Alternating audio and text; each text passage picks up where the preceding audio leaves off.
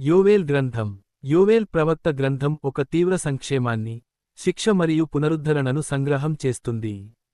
ఈ గ్రంథం యూదా దేశంలో వచ్చిన భయంకరమైన గడ్డి దాడి గురించి చెప్తుంది.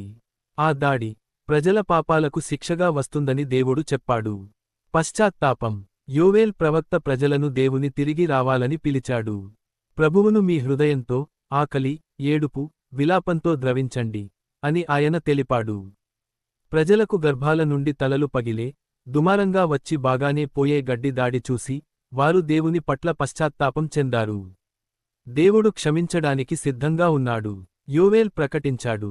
దేవుడు చాలా కృపతో, కోపంతో నెమ్మదిగా ఉన్నాడు. ఆయన తన ఆగ్రహాన్ని తగ్గించి మనలను క్షమించగలడు. ఆయన ప్రజలను మళ్లీ దేవుని పట్ల నమ్మకం ఉంచాలని చెప్పారు. దేవుని దినం, శిక్ష మరియు ఆశీర్వాదం. యోవేల్ దేవుని దినాన్ని, తొలగింపు గురించి చెప్పారు.